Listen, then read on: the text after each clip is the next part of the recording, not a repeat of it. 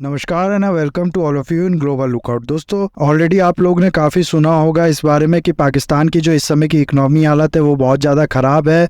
वहाँ की जो सोशियो इकोनॉमिक कंडीशन है वो बहुत ज़्यादा ख़राब है। लोगों के पास खाने पीने को नहीं है, आटे की थैली के लिए लड़ाई हो जा रही है वहाँ पर। ये सब तो पाकिस्तान में ऑलरेडी चल ही रहा है। इसके अलावा हाल में कुछ ऐसा हुआ है जो कि पाकिस्तान के ऊपर एक तरीके से पहाड़ तोड़ने वाली बात हो जाएगी। पाकिस्तान को काफ़ी ज़्यादा ट्रबल हो सकती है। इससे हुआ क्या है कि बांग्लादेश ने हाल में ये रिक्वेस्ट किया यूएन को कि उसको 25 मार्च को डिक्लेयर करना चाहिए वर्ल्ड डे फॉर जेनोसाइड। ये आप लोग देख सकते हो, यहाँ पर हिंदुस्तान टाइम्स का आर्टिकल है। इसके नीचे अगर आप लोग पढ़ोगे तो इसमें लिखा है कि बांग्लादेश के जो डेप्यूटी हाई कमिश्नर है अंदालिब इलियास, उनने यूएन में ये रिक्वेस्ट की है कि ये चीज डिक्लेयर करना चाहिए यूएन को, ऐसा बांग्लादेश चाहता है। और इसके अलावा बांग्लादेश खुद अपने, अगर आप लोग को नहीं पता है तो मैं बता दूं कि इस दिन को ऑलरेडी 2017 से genocide day of Bangladesh declare कर चुका है। नौ सवाल यहाँ पर यह आता है कि आखिर इस दिन हुआ क्या था और पाकिस्तान से ये कैसे रिलेटेड है। बहुत हद तक आप लोग समझ भी गए होंगे कि 1971 वाला जो वॉर है उसी की कुछ कहानी है इसमें, और बिल्कुल ऐसा ही है। और इसके अलावा ये भी सवाल यहाँ पर आता है कि मान लो यूएन ये डिक्लेयर कर भी देता है तो इससे हो क्या जाएगा। साथ ही साथ अभी तक यूएन ने ऐसा क्यों नहीं किया और क्यों इतना ज्यादा रिलेक्टेंट है यूएन ऐसा करने को, और क्या ये जो पूरा प्रोसेस है किसी किलिंग को जेनोसाइड डिक्लेयर करने का, ये सब प्लस इसके अलावा और भी बहुत कुछ हम लोग देखेंगे इस वीडियो में। बस आपको एंड तक बने रहना है, और अगर वीडियो अच्छा लगे तो लाइक, कमेंट, शेयर, सब्सक्राइब जरूर करना।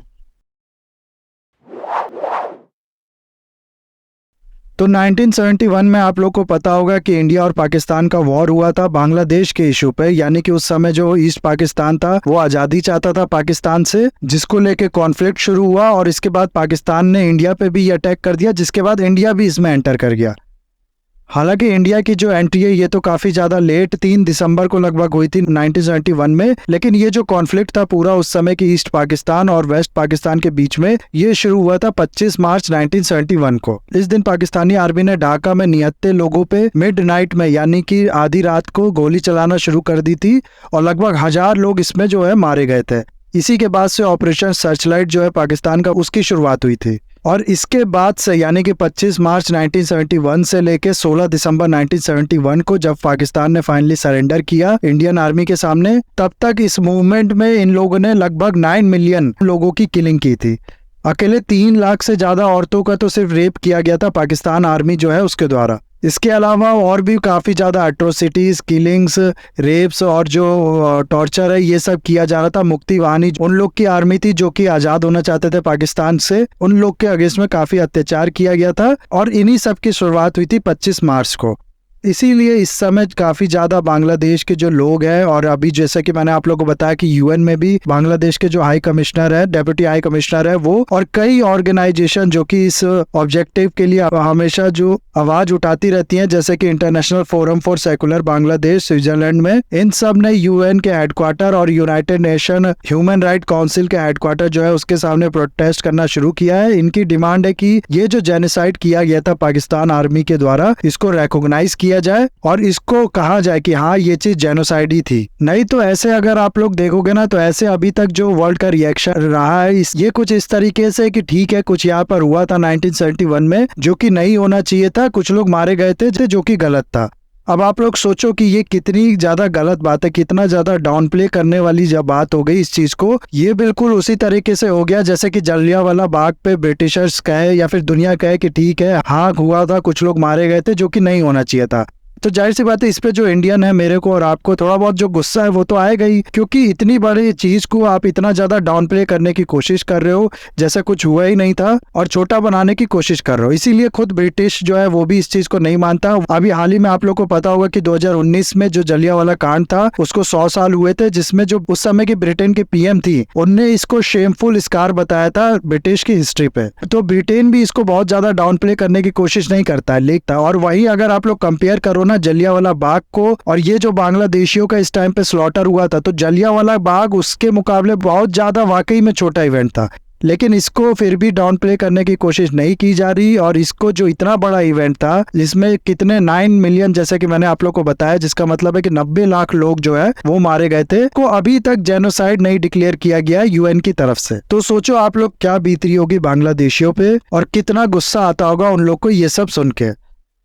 ना कुछ सवाल अब बहुत ज्यादा कॉमन है यहाँ पर आना। सबसे पहला तो ये कि जेनोसाइड का मतलब क्या है, कि हम लोग को ये तो समझ में आ रहा है कि लोगों की मारे जाने की बात हो रही है, मास किलिंग की बात हो रही है, लेकिन कौन से जो ऐसे इवेंट जिसमें लोग मारे जाते हैं उसको जेनोसाइड कहा जाता है और किसको नहीं कहा जाता है, इसका क्या डेफिनेशन है, किस चीज पे ये सब डिसाइड होता है, यूएन ये कैसे डिसाइड करती है। उसके अलावा फिर अगर मान लो जैसा कि मैंने बताया कि यूएन अगर कर भी देता है तो इससे हो क्या जाएगा, ये एक मेन सवाल है। और साथ ही साथ यूएन इतना ज्यादा रिलक्टेंट क्यों है, अभी तक उसने क्यों नहीं इसको जेनोसाइड किया इतना ज्यादा, जबकि क्वांटम ऑफ नंबर है 90 लाख लोग जिसमें मारे गए हैं, उसको क्यों नहीं जेनोसाइड डिक्लेयर किया गया। और साथ ही साथ वो क्या आर्गुमेंट है जिसके दम पे ये कहा जाता है कि बांग्लादेश का जो केस है वो तो बिल्कुल डिक्लेयर होना ही चाहिए जेनोसाइड। तो देखो सबसे पहले तो हम लोग बात करते हैं कि जेनोसाइड की जो डेफिनेशन है, यूएन क्या कहता है कि जेनोसाइड किसको कहा जाएगा और किसको नहीं कहा जाएगा, उसके बारे में देख।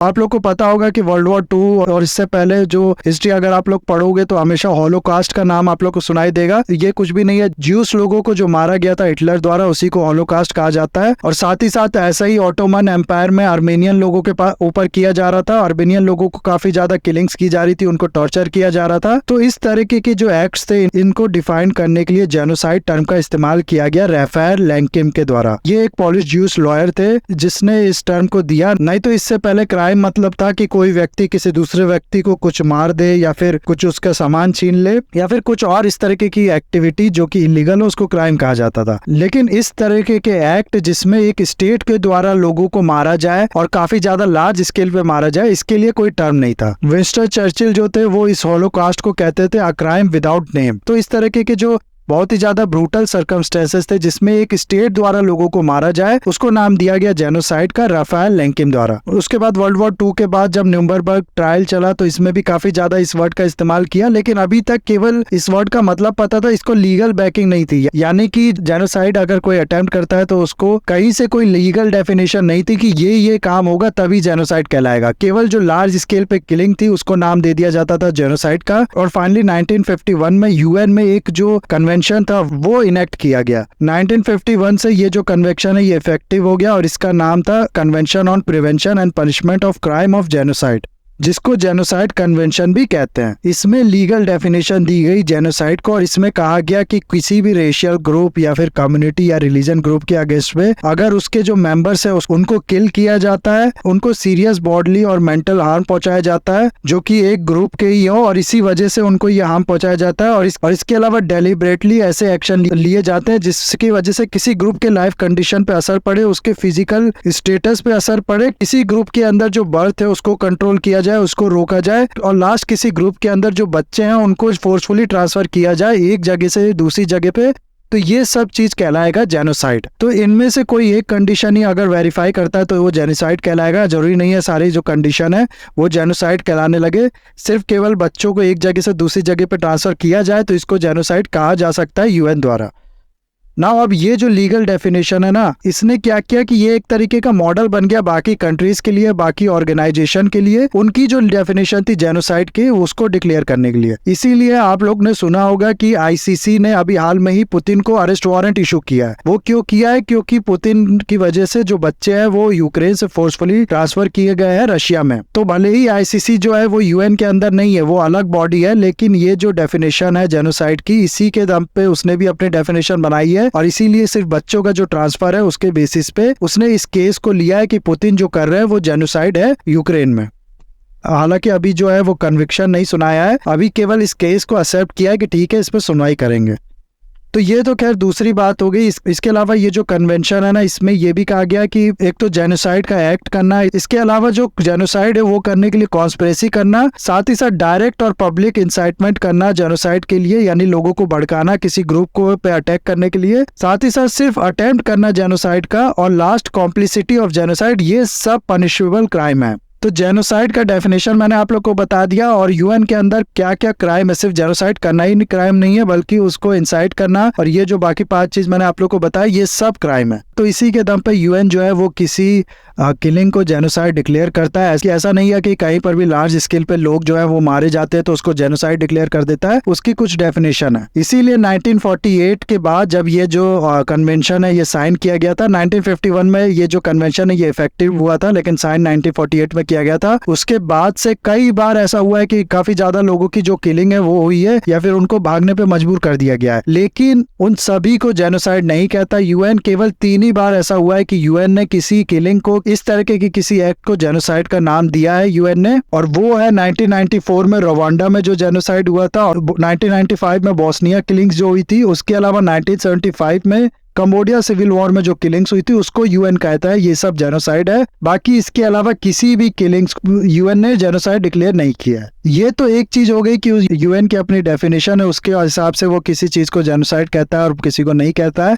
लेकिन इसके अलावा ऐसा नहीं है कि सिर्फ यही एक पहलू है, इस पे बहुत ज्यादा यूएन पे भी सवाल उठाते हैं कि उसका जो प्रोसेस है वो काफी ज्यादा स्लो है। वो कई ऐसे केस हुए हैं जिसमें ये जो डेफिनेशन है इसके दम पे जेनोसाइड कह सकता था उस एक्ट को, लेकिन वो खुद से काफी ज्यादा इस वर्ड का इस्तेमाल नहीं करना चाहता है। इसके अलावा सिर्फ बांग्लादेश के केस की अगर हम लोग बात करें तो इसमें ये कहा जाता है कि देखो, एक तो सब्सटेंशियल जो इन्फॉर्मेशन है, सब्सटेंशियल जो प्रूफ वो नहीं है यूएन के पास। दरअसल होता क्या है कि कहीं पर भी सिविल वॉर होती है या फिर इस तरह की कोई इश्यूज होते हैं तो उसमें लोग तो मारे जाते ही हैं। अब कौन सी किलिंग जो है वो इस सिविल वॉर के चलते हुई है या फिर कौन सी किलिंग्स में जो निहत्थे लोग हैं वो मारे गए हैं, ये चीज इन्वेस्टिगेट कर पाना बहुत ज्यादा मुश्किल है, इसीलिए इसको अब तक जेनोसाइड डिक्लेयर नहीं किया गया है। इसके अलावा कुछ लोगों का ऐसा भी आर्गुमेंट है कि 1971 में हम लोग को पता है कि जो वॉर हुआ था उसमें पाकिस्तान का साथ कौन कौन सी कंट्रीज दे रही थी। चाइना हो गया, यूएसए हो गया, ब्रिटेन हो गया, जॉर्डन हो गया, फ्रांस हो गया, ये सब जो पावरफुल कंट्रीज थी रशिया को छोड़ के, ये सब साथ दे रही थी पाकिस्तान का। अब ऐसे में यूएन कहता है कि ये जो जेनोसाइड है ये किया था पाकिस्तान आर्मी ने 1971 में, तो ये जो कंट्री जो पाकिस्तान का साथ दे रही थी इन पे भी सवाल उठेगा कि आप लोग जब एक कंट्री जेनोसाइड कर रही तब उसका आप लोग क्यों साथ दे रहे थे। हाल में हमारे जो मिनिस्ट्री ऑफ एक्सटर्नल अफेयर्स है उनने एक स्टेटमेंट में अपने ये कहा भी था कि यूएसए ने और वेस्टर्न कंट्रीज ने बहुत टाइम से प्रीफर किया एक ऐसी आर्मी को, एक ऐसी कंट्री को जिसमें मिलिट्री डिक्टेटरशिप थी। तो इस तरीके के जो सवाल है वो ज्यादा उठने लगेंगे यूएसए पे, ब्रिटेन पे, बाकी जो पावरफुल कंट्रीज जिनने साथ दिया था पाकिस्तान का उन पे। इसीलिए वो जो कंट्रीज हैं उनसे डर के यूएन इसकी ओर आगे नहीं बढ़ता है और इसीलिए ये चीज डिक्लेयर नहीं की जाती है। अब अगर हम लोग बात करें कि क्यों ये जो बांग्लादेश का केस है इसको तो बहुत ही जरूरी है जेनोसाइड डिक्लेयर करना, तो उसमें सबसे पहले अगर मैं आप लोग को बताऊं तो जैसे कि रवांडा वाला जेनोसाइड जिसको यूएन ने डिक्लेयर किया है कि हाँ ये जेनोसाइड हुआ था, 5 से 6.5 लाख लोग ऐसा कहा जाता है इसमें मारे गए थे। और वहीं जो कंबोडिया वाला केस था इसको भी यूएन ने डिक्लेयर किया, इसमें मारे गए थे अराउंड 2 मिलियन लोग, यानी कि 20 लाख लोग। अगर हम लोग बांग्लादेश का जो इशू था, बांग्लादेश का जो इंडिपेंडेंस की वॉर थी, इसमें अगर हम लोग बात करें तो इसमें मारे गए थे टोटल 9 मिलियन लोग, यानी कि 90 लाख लोग। तो आप लोग खुद ही देखो, जहां पर 5 लाख 20 लाख लोग मारे गए उसको यूएन ने डिक्लेयर कर रखा है जेनोसाइड, और जहां 90 लाख लोग मारे गए हैं उसको यूएन ने अभी तक एक्सेप्ट नहीं किया है कि ये भी जेनोसाइड था। इसके अलावा ऐसा नहीं है कि ये जो किलिंग्स हुई थी ये सारी की सारी जो है ये वॉर की वजह से हुई थी, सिविल वॉर की वजह से हुई थी। ऐसा नहीं है कि एक ने दूसरे पे गोली चलाई और सामने वाले ने इस पे गोली चलाई, एक बच गया दूसरा मारा गया, ऐसा नहीं है। इसमें बहुत ज्यादा टारगेट किलिंग्स भी हुई थी, यानी कि पाकिस्तान की आर्मी जो थी वो काफी ज्यादा जो यहाँ के इंटेलेक्चुअल लोग थे जो कि एक तरीके से सोल बने हुए थे इस पूरे मूवमेंट का, उनको मारा उन लोगों ने। और औरतों का जिनका कोई रोल नहीं था इस सिविल वॉर में उनको मारा, उनका रेप किया और बहुत ही ज्यादा टॉर्चर किया, बच्चों की किलिंग्स हुई। तो इस तरीके की जो एक्ट है वो भी कमिट किए गए पाकिस्तान की तरफ। अगर सिर्फ ये जो सिविल वॉर है इसमें लोग मारे जाते तब ये कहना ठीक था कि ठीक है चलो दोनों तरफ से लड़ाई हुई, इसमें कुछ लोग मारे गए, लेकिन क्योंकि ये टारगेट किलिंग है इसीलिए इसको जेनोसाइड का नाम देना चाहिए यूएन को।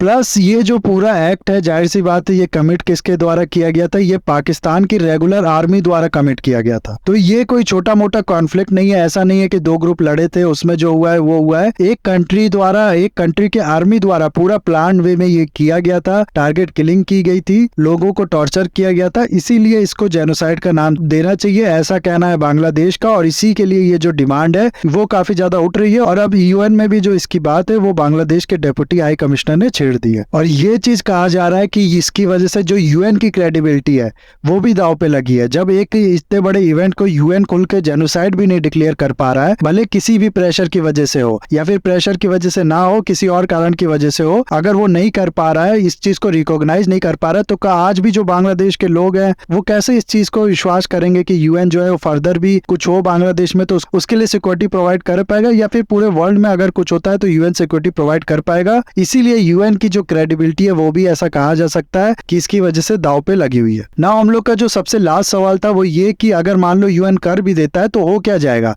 इससे मिलेगा क्या। तो देखो, एक पाकिस्तान का तो जैसा कि मैं बताऊं, एक होता है ना कि पैर के नीचे से जमीन खिंच जाना, वो वाली चीज हो जाएगी। पाकिस्तान फिर किस बुनियाद पे ये कह पाएगा कि देखो कश्मीर में ये सब हो रहा है, इंडियन गवर्नमेंट ये करती है, इंडियन आर्मी ये करती है। लोग उसी पे सवाल उठा देंगे कि तुमने क्या किया बांग्लादेश में, उसकी बात करो। इसके अलावा उसकी जो पूरी एग्जिस्टेंस है वो भी खतरे में आ जाएगी, उस पर भी सवाल उठने लगेगा। क्यों? क्योंकि पाकिस्तान का जो इंसेप्शन है वो किस वजह से हुआ था, वो हुआ था जिन्ना की 2 नेशन थ्योरी की वजह से, जिसको अगर शॉर्ट में मैं बताऊं तो वो ये था कि हिंदू और मुस्लिम इन दोनों के जो इंटरेस्ट है ये अलग अलग है, दोनों एक साथ खुश रह नहीं सकते हैं। इन दोनों के बिलीफ में बहुत ज्यादा कॉन्फ्लिक्ट्स है, एक गाय की पूजा करता है, दूसरा गाय को खाता है। तो इस तरीके के जो वो थे व्यूज, उसके बेसिस पे ये जो 2 नेशन थ्योरी है वो बनी थी, जिसमें ये कहा गया था एक देश बनेगा मुस्लिमों के लिए, एक देश बनेगा हिंदुओं के लिए। रिलीजियस बेसिस पे मतलब कहना है कि जो कंट्री है वो बनेगी ताकि मुस्लिम जो है वो डेवलप कर सके, सुखी रहे एक साथ, और हिंदू जो है वो इंडिया में रह के सुखी रहे। लेकिन उसके बाद हम लोग को देखने को क्या मिला कि जिस चीज के लिए अलग से मुस्लिम कंट्री बनाई गई थी कि सब मुस्लिम्स एक साथ रहेंगे, एक साथ डेवलप करेंगे, वो तो हुआ नहीं। उसके अपोजिट में मुस्लिम्स ने ही मुस्लिम्स पे अत्याचार किया। तो ये कहना कि ग्रो करने के लिए, डेवलपमेंट करने के लिए सारे मुस्लिमों का साथ में रहना जरूरी था, एक अलग कंट्री बना के रहना जरूरी था, ये जो पूरी थ्योरी थी ये गलत निकली। और इसी थ्योरी पे क्योंकि पाकिस्तान बना था, इसलिए उसका जो एग्जिस्टेंस ही है उसी पे एक तरीके से ये सवाल उठाता है। वहीं अगर हम लोग इंडिया में देखें तो क्या हो रहा है कि सारे हिंदू और मुस्लिम जो है वो एक साथ रह भी रहे हैं, सब एक साथ ग्रो भी कर रहे हैं, दोनों के जो बेसिक इंटरेस्ट है वो भी बहुत ज्यादा कॉमन है। तो ये जो पूरी थ्योरी थी ये एक तरीके से सिर्फ अपने पॉलिटिकल फायदे के लिए जिन्ना ने दी थी, कुछ भी नहीं था, बल्कि एक झूठ था। ओके, तो इसीलिए इसकी वजह से बहुत बड़ा झटका लगा होगा पाकिस्तान को, और अगर यूएन डिक्लेयर कर देता है तो और भी बड़ा झटका लगेगा पाकिस्तान को। ओके, तो ये था पूरा वीडियो गाइस। आई होप ये वीडियो आपको अच्छा लगा होगा। इसे लाइक, कमेंट, शेयर, सब्सक्राइब करना मत भूलिएगा। That's all, have a nice day, take care.